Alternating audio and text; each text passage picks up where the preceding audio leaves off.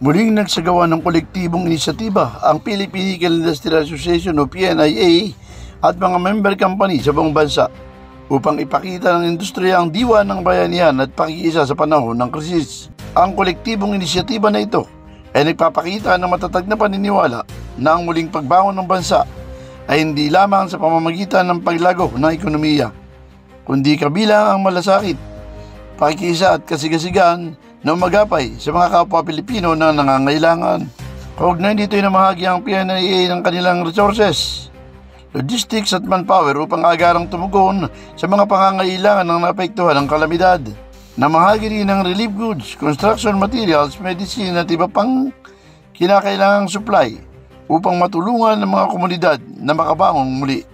Ang matagal ng commitment ng mining company ay hindi lamang sa lugar ng kanilang operasyon, inaabot nila maging ang mga nasa pinakaliblib na lugar na naapektuhan ng kalamidad. Ayon sa PNIA, sa bawat krisis, sila ay ginagabay ng diwa ng bayanihan at shared responsibility upang matulungan ang mga komunidad na makabangon. At sa pamamagitan ng patuloy na suporta at sa lokal at nasyonal na pamahalaan, layo nila na maiangat ang mga komunidad.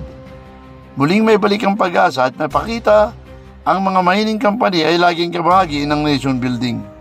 Ang ipinaabot na tulong ng PNIA noong October 8 sa Cebu ay umaabot sa kabuuang 1.830 million na halaga ng relief goods, mga gamit at kagamitan mula sa CTP Construction and Mining Corporation, Global Ferronickel Holdings Incorporated, Kelly Logistics, DMCI Mining Corporation, Anseca, Cotecna, Strong Group Mining Corporation, Carrascal Nickel Corporation at Kapugan Nickel Incorporated, BTTPI, Civic at LNL Minerals.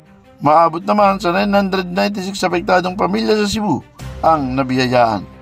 Una nang namahagi ang PNIA ng tulong sa mga biktima ng bagyong Opong sa Masbate na umaabot sa kabuuang 2.6 million ng construction materials. Felix Tambongco, The Observer News, DWRB 103.9 News FM. Ikaw ang una.